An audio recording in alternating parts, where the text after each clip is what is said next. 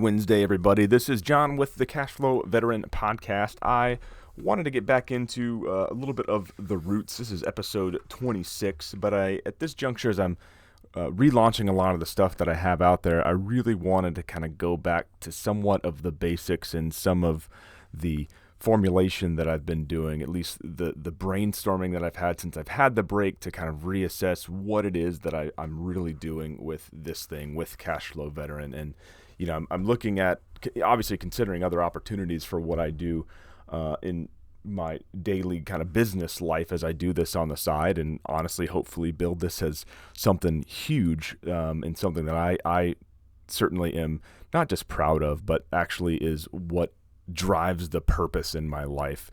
And I've had to look at a lot of different things that are out there to kind of reassess, where does my career start? Like after I left the military, and I'll be honest, it hasn't been the easiest road. And I think that's what keeps a lot of people back from even getting out of the military. And I think people stay in longer than they should just for fear of the unknown. And I don't take the decision to get out of the military.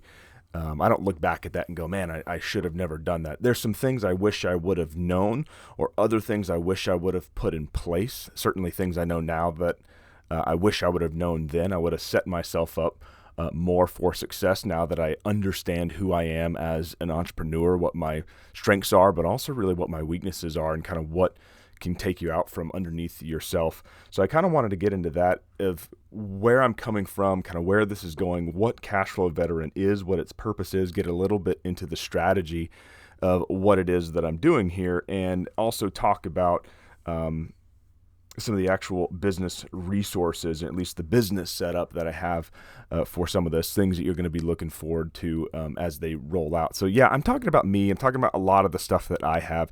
And what I hope this does is give you a framework, a strategic framework to kind of think about what it is. I'm a very high level, big picture thinker type of person. I don't like necessarily getting down into a lot of the weeds and the details for stuff, but obviously there's a number of things that no matter who you are, you're going to be responsible for when you're getting started with some of this stuff.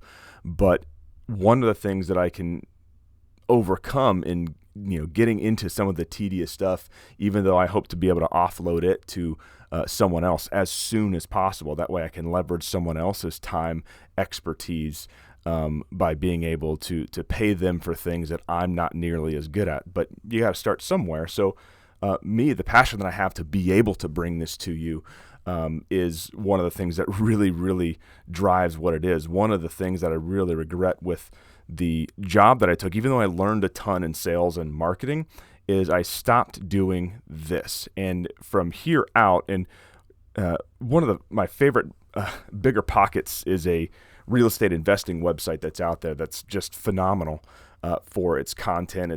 It has everything you possibly could need, even as a free resource if you're willing to kind of dig in and do the work to get the research done.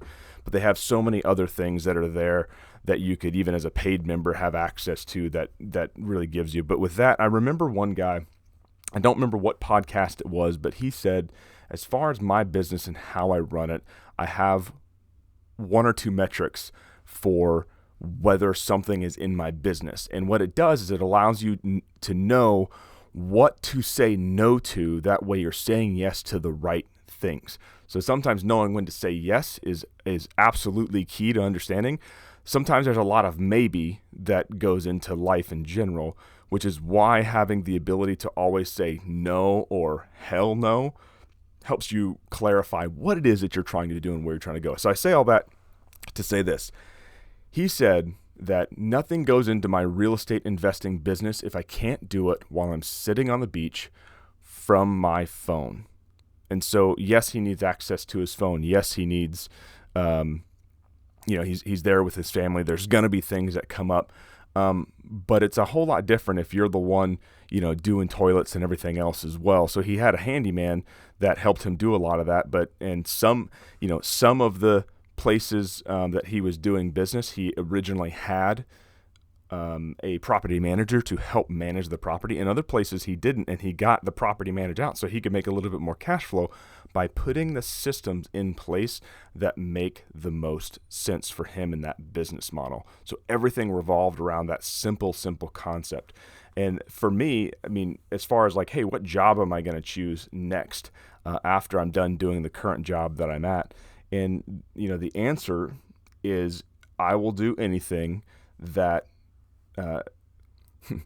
makes my wife happy as far as the income level goes. If I'm not quite making it here on the side yet, then I certainly need to be making up the difference of whatever that is in the job. So keeping the wife happy wife, happy life, make sure the kids are taken care of. Because I've been trying to balance, how do I live out what I believe to be my calling versus what's my responsibility? I certainly know there's some people out there that will simply say, well, you just need to buckle down and do what's your responsibility. It doesn't matter whether you like your work or not. And maybe I'm just too much of a millennial to take that as an answer, because I don't necessarily I want that. I'm a person who has to have a big strategic vision in what it is that I'm doing. I always have. It's one of the reasons why I did enjoy working in the military was it gave me two things. It gave me this greater purpose for what I was working for, at least early on. I don't think it the reason why I got out was because it no longer did that for me.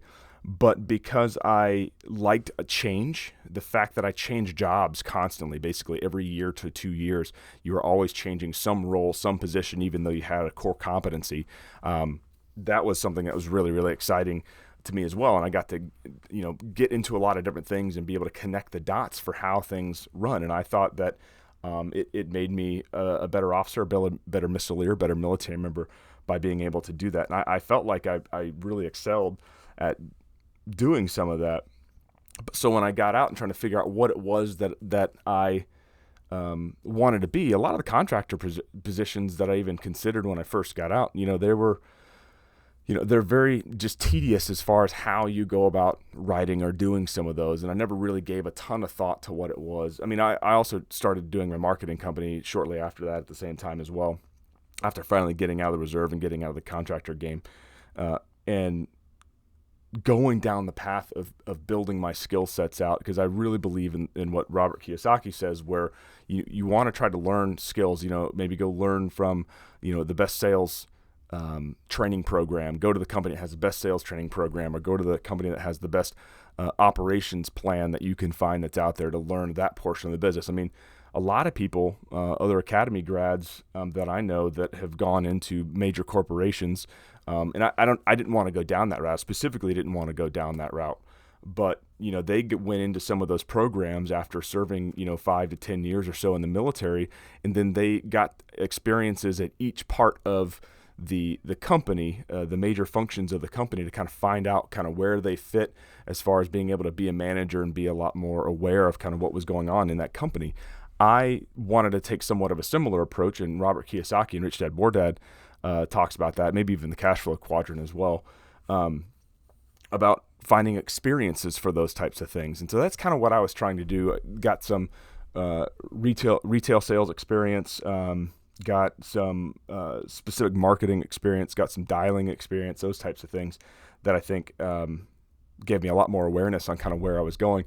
But the one thing that, as far as like making sure the wife's happy, is, am I going to be able to continue to do Cash Flow Veteran? That is one of the biggest things for me, because it's what really drives me and gives me passion to be able to think about. And when I think about what it is that I really want to do with my life, if I could get paid for what I was doing, it would be to help other people secede from this current system as far as how I see it.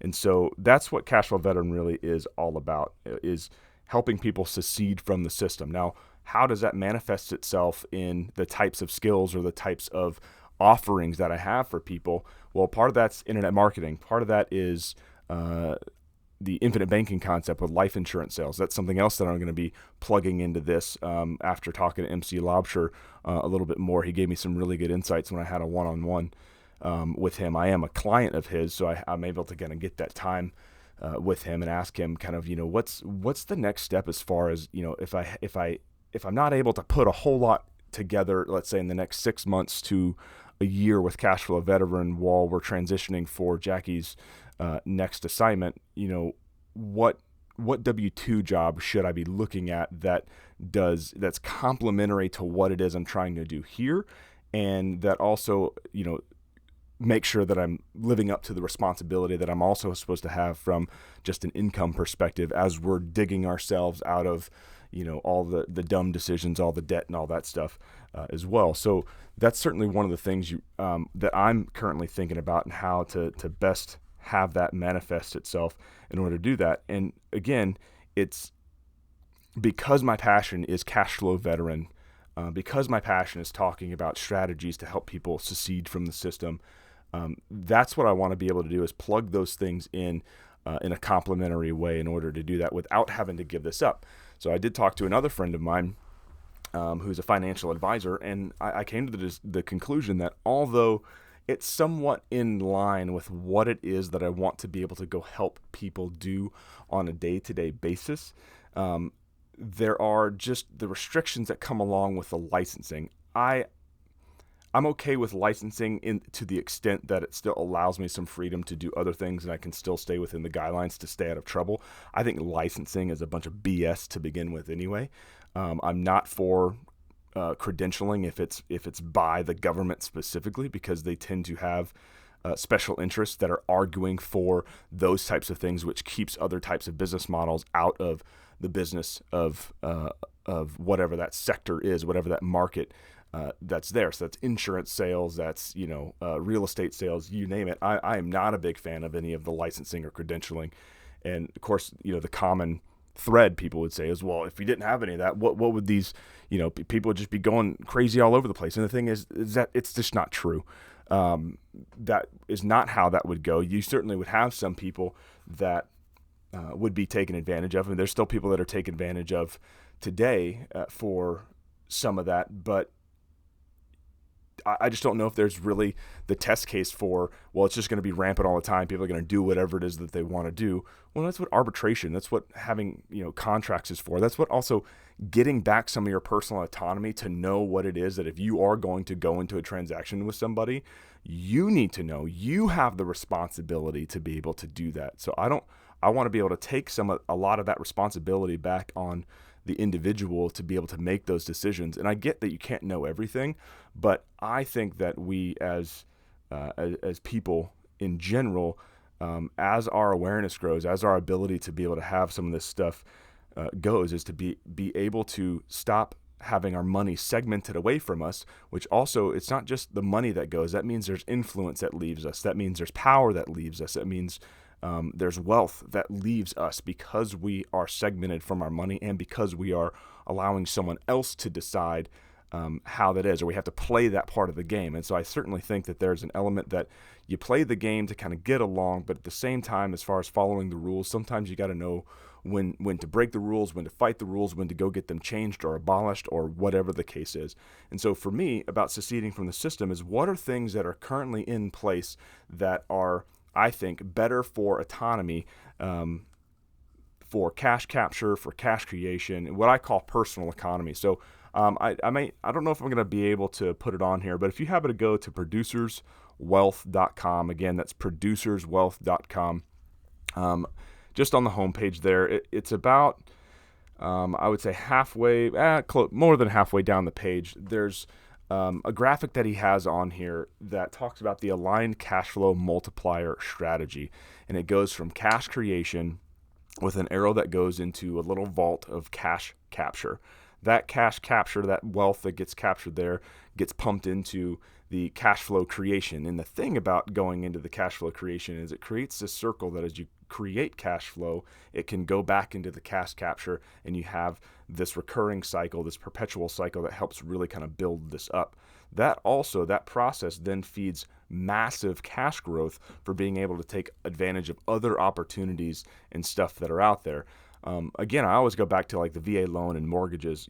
When people do that, they say they have an asset on paper of, well, I might have $100,000 worth of an asset in my house of equity to be able to have. So that can go on a sheet of paper, but you don't realize that until you actually go to sell, unless you have a strategy that unlocks that equity, one that isn't part of the normal system. Because again, mortgages were created in the 1950s and 60s, I believe, the entire idea of mortgages and the white picket fence, the American dream. I mean, the whole idea that even the 1950s was somehow awesome, which is not true. We actually hit, I think the number is 3 to 4 recessions in a 10-year period after the war. Yeah, you had all these people coming by. Yes, the VA loan, the GI Bill, that stuff was getting instituted. Yes, there was discrimination at the time, but there was a lot more unemployment than people realized. There was a lot more. I mean, people did get back and they started certainly working again after being out of the factories for so long. But it's not as great as everybody thinks it is. But one of the things that came out of it, especially the 1960s, when you start seeing Mad Men in the show on advertising, is how do they go about actually speaking the values of marketing. A lot of that changed with TV ads, major publications, as a lot of that technology started catching up and things started getting a lot more fidelity to be able to do that. Well, one of the things, marketing strategies they came up with was the American dream. And the mortgage does not help people, it helps banks. It is a banking product that is meant to segment more of your money and to isolate it, because you will pay the bank more. Over 50% of the interest that they're going to get out of that loan is going to be paid to them in the first 5 years. And the thing is that even the average today amount of people who are moving, even though we're becoming more mobile, people are really only staying in some of these houses on an average of 5 to 7 years, which means they're getting half of what it was. I mean, when you go to look at the truth in lending statement, and you see how much money over a 30-year period that they're collecting from you, you could buy almost another house with the amount of interest that they're having. So it's a way to segment you away from your money, where they're also getting paid first. Now that's a product, and they're going to make it in a way that is convenient for them. They're going to do it in a way that is uniform for them. One of the reasons why the mortgage product is so used in the society is because they went and lobbied specifically for the regulations that would keep smaller banks and stuff out at the time when they first started putting in the mortgage product, but allowed them to have a lot more stable say in how they would go about allocating resources for those types of things. Plus, you also get in the fractional reserve lending apparatus that's there too. So I kind of want you to think about that as we kind of go back through overall cash control. How do you control the cash for what you have? How do you have this cash control machine that's going on? Well, he has that model, and that's also one thing that I wanted Cashflow Veteran to kind of get into as well, was my concept, not just of cash creation there at the front, which obviously is your job, a business, a side hustle, whatever some of those things are that are specific to your ability to get cash. That is the lifeblood of everything else that you're going to do, and that's absolutely true. But there's some other intangibles that I think really go along with that in building a personal economy, improving that overall. What is your actual measure of value? Not just to the marketplace, but also to your family, to your community, to the people that need you, to the people that support you. That obviously can be knowledge and skills that earn you money, but that's also capacity. What's your capacity to live well? And that's what type of workouts are you doing? That gets into ID Life. If you want to check out what I have there, especially for like the DNA test to kind of get you started on how you should be working out, what your specific DNA says about how you should work out, whether you should even decide on fasting, not whether you want to do intermittent fasting or whether you have to break that up more, some kind of insensitivities you might have to some of the food, just certain intolerances that kind of come up with that as well, depending on what your genetics say. And it's certainly a supplement brand that kind of helps with a lot of that, but man, it gets so many things right about how you should be working out. Are you more of a fast twitch muscle type of person? For me, it's why I realized why I gravitated towards sports that had a lot of sprinting, was because of all the fast twitch stuff. And I like anytime that I go back on a regimented diet that is kind of a HIIT program or has a lot of intensity to it, it may be a very, very, very short workout for me, but my body just reacts very well to those style of workouts and then giving myself ample rest in between. But I'm also prone to actually having a lot of muscle soreness after workouts like that as well. So I can do that. My body reacts very well to the workout itself. But as far as being sore, I have to give myself not just a day, but maybe 2 days after something like that. And so I go through an active rest kind of period to do that, whether that's plyometrics or stretching or whatever the case, whatever I can do to get my body to sweat and keep it simple. So those are some of the ideas from the personal economy, from just a physical health perspective, that actually informs your ability to go produce at a better level as well. And so your personal economy is, I think, your ability to have cash creation in the form of your job, making sure you're showing up prepared, that you're early, that you're having all the habits of a hard worker, a smart worker in your workplace. I think go into that. It's a mental mindset thing as well. Are you do you think you need to practice mindfulness, whether that's through meditation, whether that's through prayer, whether that's making sure you're taking, setting a timer on your watch or something like that for, 3, 4, 5, 6 times throughout the day to take a breath, take your 2 minutes or so and just breathe nice and deep, full inhales, full exhales. I mean, it could be something as simple as that sometimes that helps people kind of get themselves through the day. And so from a personal economy standpoint, then feeds into the overall cash creation. And he, very much the IBC perspective that MC Laubscher is coming out with Producer's Wealth, with Cashflow Ninja, where this whole inspiration came from.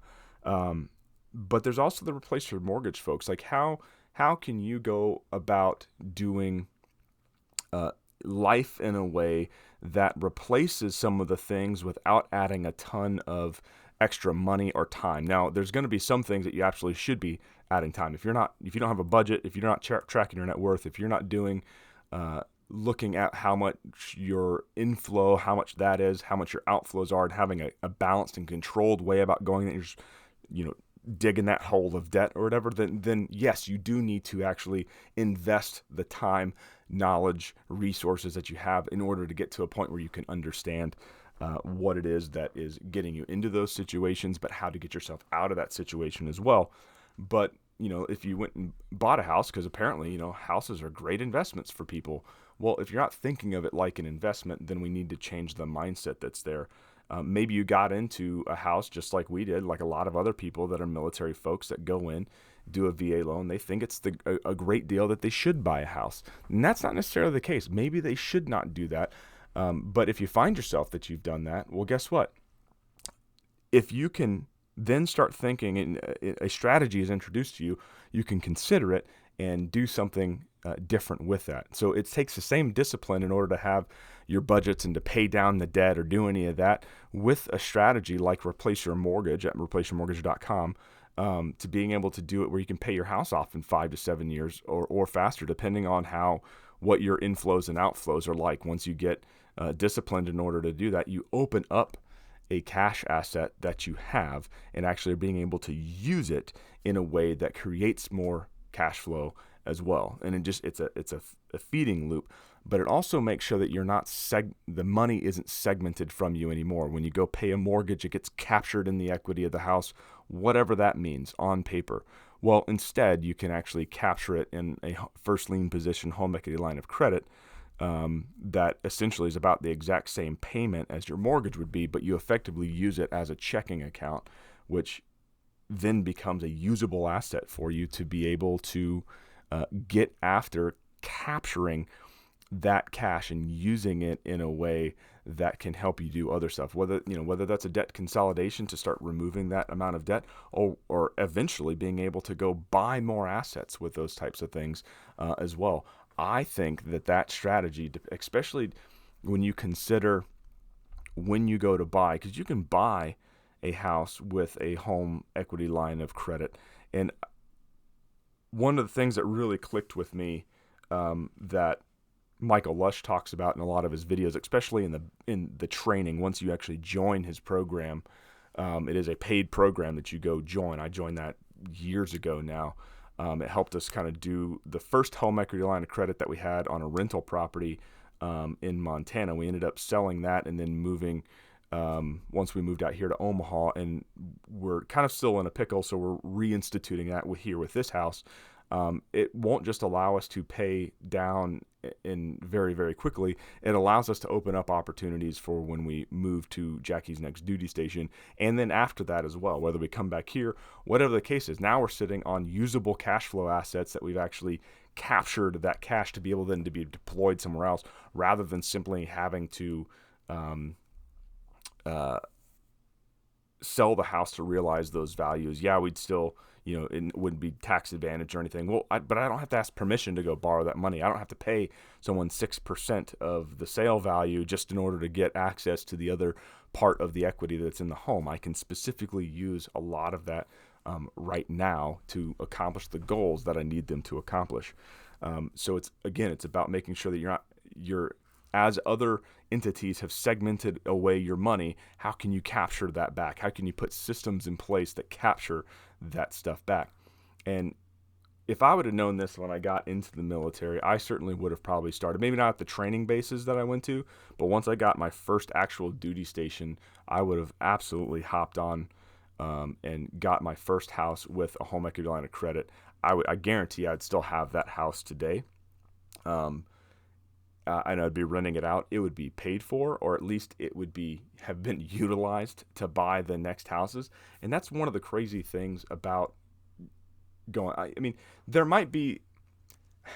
It's kind of hard to decide. I don't know whether I would continue to use that property as a rental property and then use the equity out of it to go buy other assets. I think I'd probably start with that and then eventually sell that to go buy more assets somewhere else. So I'd probably use it initially to buy some other better cash flowing assets, and then take a review at 5 to 6 years of the rental properties that I had, and then take the bottom 2 or bottom 3 that just aren't performing as well, and seeing what I could do with it. Is it better to keep those and use the equity out of them, or would it be better to actually sell those and go find other property using the same HELOC strategy with the new purchases that I might have to do that. But again, one of the things Michael Lush specifically talks about in the training that just really cued me in is when you think about it, when you start thinking about your life as a business, that you are in the business of life, and you understand that business owners love lines of credit because of the flexibility that it gives them in order to do payroll and to do a lot of other things.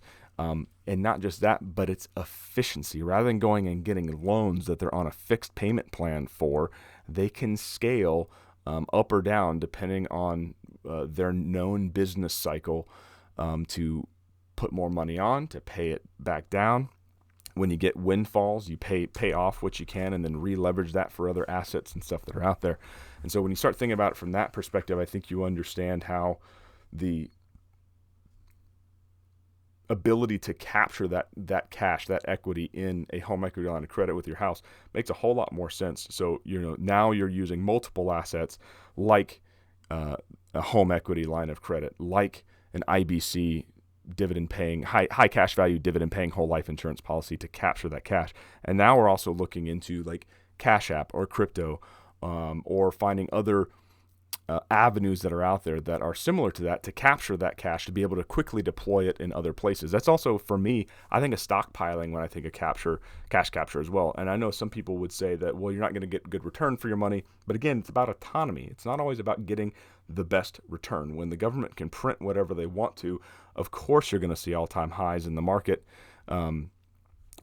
You got to really kind of look at the fundamentals. And I tend to be a little bit more, I think, of the mindset of a prepper, where there's certain amounts that I want to be able to have as a stockpile that my wife and I really have started kind of in earnest working towards. For me, one of the things I do like about Dave Ramsey's kind of approach to paying off debt and to looking at the cash or whatever that you have is your ability to actually take a little saving a certain portion of it, start paying off the debt and rolling it down, and then you look at later on getting 3 months worth of cash reserves and then 6 months worth of cash reserves. To me, I look at it and I go, do I have enough, let's say, food for 1 month for my family? Then do I have enough water for my family? Do I have enough cash on hand for my family for 1 month? And so we look at those necessities, those Maslow's hierarchy of needs, of food, water, shelter, then moving up moving up the hierarchy, what is it that you need in order to do that? How many guns do you need? How many bullets do you need? Do you need gold on hand or silver on hand? What are, if anything ever really did happen, not just how much cash would you, or how much food would you have that you have stockpiled, how much stuff would you have for the ability to grow your own food? Maybe you should start growing a lot of your own food to begin with, or maybe you should grow a little bit of food consistently. That way you have the repetitions in on what you need to do, even though you may not have a full array or a full garden that you have to tend to because you're busy doing something else. But if, shit ever hits the fan, guess what? You have some of those things that are already, you have extra containers, you have extra, fuel for your cars, you have extra food, plant food to be able to grow the things that you need. You have a generator, you have all this stuff, but you incrementally do it. You're prepared for 1 month, and then then you're prepared for 3 months, and then you kind of go back and see what you need, and then you get prepared for 6 months, and you just kind of keep stockpiling. And if you get to a point where you got to remove some of the stuff, you do that. I think even with cash capture, if we're coming at it from seceding from the system and a autonomy standpoint, that's where I also think stockpiling. So we go from personal economy, your ability to increase your overall value. Then we get into the ability to stockpile, to capture cash, to capture resources, to capture value. So you create the value, you capture that value, and then you buy cash flow resources for stuff. It doesn't mean that you need to get like a year's worth of stuff prior to getting cash flow opportunities that are out there, but I think of it more on the lines of, and I think Kiyosaki talks about this too, go get an asset that pays for those types of things. So, this is my rental house.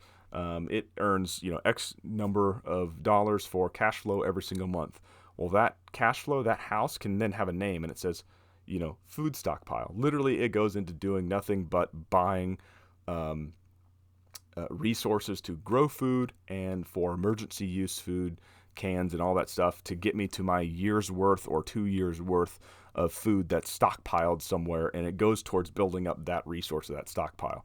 And eventually, if you want to say, well, this is the house that buys that brand new truck that I really, really wanted because look how good I've done in being disciplined to get where I wanted to go. Well, that could be, the Toyota Tundra house or whatever the case might be. So whatever your car or whatever, even if it's not necessarily the best asset in the world, well, that thing throws off enough cash flow for you to be able to go enjoy the fruits of your labor. Well, that can be what that one cash value is for. I'm not just going and saying, you know what, I think I want a truck, so I'm going to go buy a truck. Hey, you know what, let me go buy a house that covers the payment or the lease for the truck instead. And if I want to pay it off in a year, well, I just make sure that I borrow from myself in my own insurance IBC policy, pay myself back that interest, but put me on a accelerated payment schedule and say I want to pay myself back in 2 years plus all the interest that I need. That way I'm actually capturing more cash, capturing a consumer spending back in my own bank, my own banking system in order to do that. Well, I would go buy a house that would allow me to pay that off. It'd have the cash flow in those 2 years to be able to pay off all of that. So that's kind of where what I'm getting at as far as buying cash flowing assets for particular purposes to fund other parts of your capture, which then go back into the ability to create more cash flow, to have accelerated cash growth on a lot of other things. So that's kind of a mixture of what I wanted for Cashflow Veteran, what his model is there at Producers Wealth, the aligned cash flow multiplier strategy that he talks about. So that's the overall strategy. So I talked about what Cashflow Veteran is, kind of what its purpose is, where I'm coming from, and why I want to do this. And I know that I'm talking a lot. If you're still with me, God love you. Thank you so much. I know that I can drone on from time to time. You know what? And my wife doesn't listen to me about this stuff, but hey, if you do and you're getting interested, I sincerely appreciate it. Because at least I have somebody listening who's interested in some of the ideas that I might put out there. Even if that's one person that right now that I can go out and help, I'm all about that, because it's just going to help me get better to be able to go help a lot of other people be successful at doing this as well.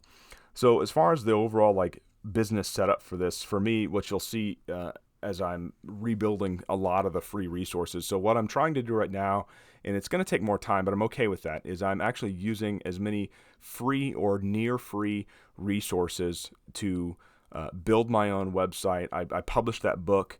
You can go buy it at letsgobrandonbook.com. It's a great book, fantastic, easy read. You'll be great.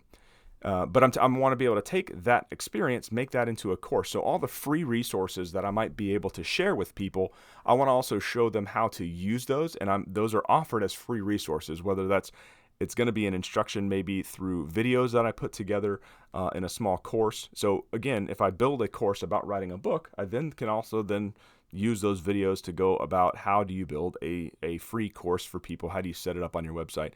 How do you build a website? So once you actually go to Bluehost or whoever you get your hosting from, you can use their website builder, or you can use WordPress Elementor app to build a lot of that stuff from the templates they have.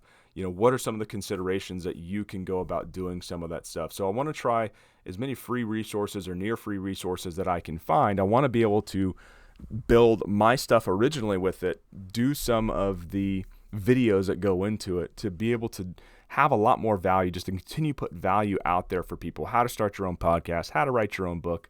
I have a friend that I'm going to be interviewing about clothing design. She does event planning, and that's really the career that she's really taken off with, something she really enjoys doing. But she also likes doing clothing design. She's a clothing designer, and it's something that I don't know if she knew that she would be super interested in it, but she absolutely loves designing that stuff. And I'm going to see if I can talk her into designing me a coat as well, and be like, oh, that's a nice coat. I'm like, well, thank you. So I have to talk to my designer. Anyway, so she's awesome. She's going to be coming on so that we can talk about how somebody might be interested in that, how they would go through running a business like that, how she got started with what it was that she was doing. And then I'll talk to other people who've done books or whatever. But I wanted to have a free resource that people can go into if they want to be able to do something on the side because they don't have a lot of money, they don't have maybe the best skills or anything, but it's going to take longer. I want people to understand that if you're going to do something for free by yourself, you're going to do things that you're probably not great at.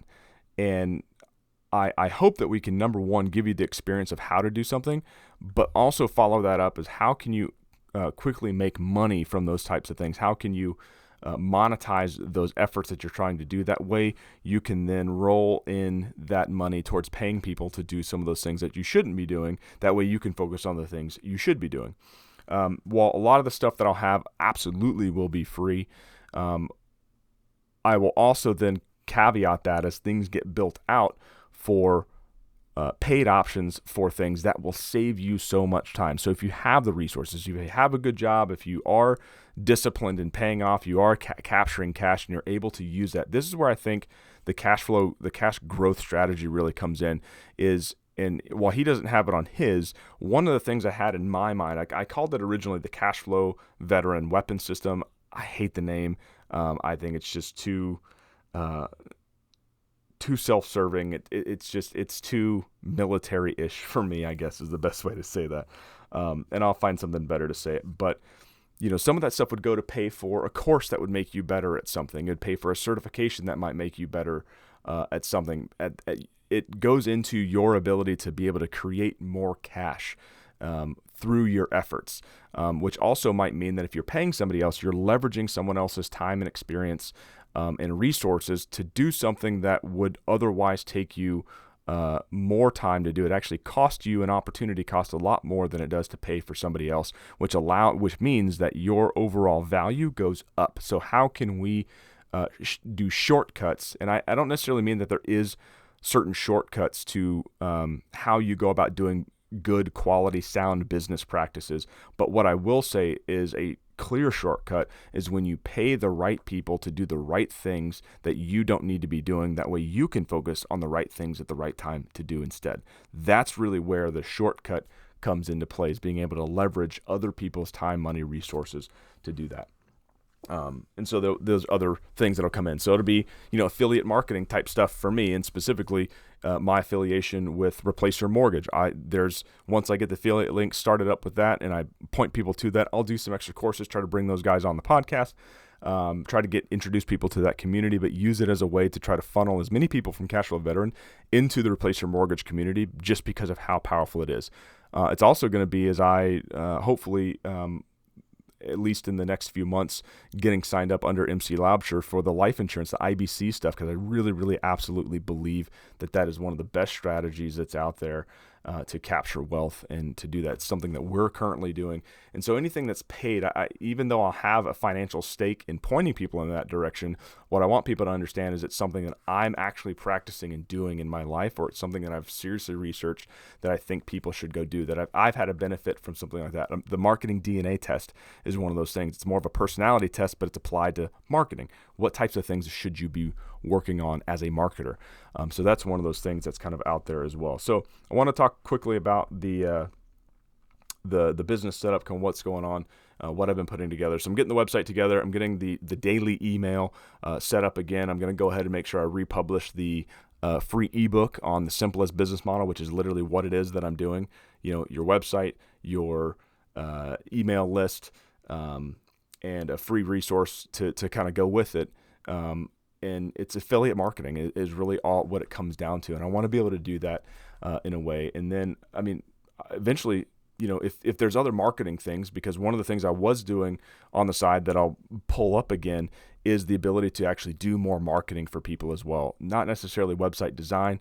I can do that. It's not my forte, but for me, it's more about strategy, making sure I hook you up with the right resources and marketing channels to get your message out there, help you come up with the right messaging for your product itself, how we actually would go bring that to market. And it'd be more of a one-on-one partnership type of thing where I'm kind of working with you in order to do that. And my goal with all of this is to be able to do a success-based marketing. So you're not paying me up front to do the website. If I am having you pay something up front, I'm actually going to probably be using somebody else. But if there's specific marketing strategies and stuff that we're coming out with, or something that I'm developing for you, whether that's copyright, the ads, you name it, as we're rolling out a strategy, I'm going to look at it from more of a success base where I might just get a certain percentage of the revenue or the profit that comes in from each one of those, because the more people that I help or the more people that I drive, I'm going to be incentivized to making sure the marketing truly, truly, truly works for your business. And I only get paid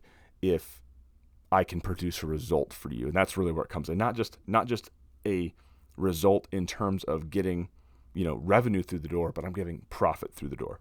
And that's going to be one of the goals, which is also why having the free resources, having the affiliate marketing sites and other stuff will allow me to be able to do that with people eventually later on with how we're doing it. And basically, I don't say it's not going to be strictly partnership, but it's going to feel a lot more like, I think, a partnership, a community of getting together and building better businesses that secede from the system overall and actually help solve a lot of problems for people that are out there. All right. So that covers at least today what we talked about, what Cashflow Veteran is, its purpose, the overall strategy, and some of the business setup they have coming up. I hope you got a lot out of this, at least today. A little bit more of talking about the inside baseball of what Cashflow Veteran is than I would normally like, even though we did get to some of the resources. But on the upcoming episodes, like I said, I will have a friend that will come on and we'll talk about her event planning that she's doing, the business she's kind of taking over here locally in Omaha, but also her clothing designer stuff as well. How she got started in it, where she's taken it, what her vision for a lot of that stuff is. She and I talked at length about some ideas, and I hope I gave her some good advice as far as how to be able to scale what it was she was trying to do. And I think I'll be able to earn her business, her success-based business with me, to be able to actually grow a lot of that strategy in a way that really kind of helps her take off and do the design pieces that she wants to do, to really focus in on that. I will say I'm going to be coming out with another episode this week as well. It's going to be far less about business.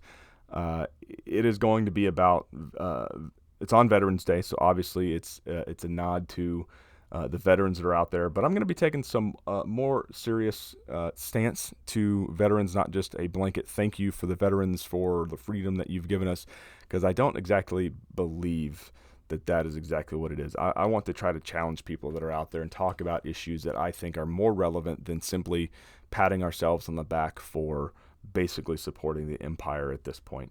And so I'm going to talk about suicide. I'm going to talk about my anti-war stance, why I think it's important. And ask the question, I want to explore what some of those metrics are. How are we more free today than we were yesterday? It is commonly said that as the men and women of the uniformed services take the oath, that they're doing it to make sure that we enjoy the freedoms here, that we, save ourselves from the the tyranny and terrorism that is all around the world and keep it over there before it comes over here. And I have some resources I think you will find very fascinating, and why that is just not the case, and why we are actually, it is more detrimental today for our current political system and the way that it governs than any other adversary that we've ever had. We are losing the battle for freedom in our country, and it has nothing to do with the adversaries that are outside of our borders and everything to do with the interests that are inside our borders. So I want to talk about what that is, but I also want to talk about how we go about trying to solve some of those problems. And that gets into some of the culture war stuff. So it's going to be some somewhat sensitive topics probably for some people. Maybe you don't want to listen to it, and that is perfectly all right. But if you want my take on Veterans Day, then I certainly encourage you to take a listen, and I look forward to having you with me. And if at any point in time you want to ask a question about it, you can actually reach out to me at cashflowveteran@protonmail.com. And if you have any questions, concerns about any of that, you want to throw me your ideas, go ahead and throw them on there. Of course, you can also reach out to me on pretty much most of the main social media platforms that are out there: Twitter, Facebook, YouTube, LinkedIn. I'm on there as well, and then obviously Instagram. You can either find me just at John Payne, Cashflow Veteran, or Hello John Payne. So any of those. All right, so this was episode 26. So glad that you came. Happy Wednesday, everybody, and I'll be talking to you again tomorrow on Veterans Day for that episode, and look forward to it. So take it easy and get out there, get after it, increase your personal economy, capture that money that you need to capture, have that growth you need in your life, in your pocketbook, in order to be a better individual, to make better choices for yourself, your family, the community that you live in, because at the end of the day is really what this is all about. All right, take care, everybody. See ya.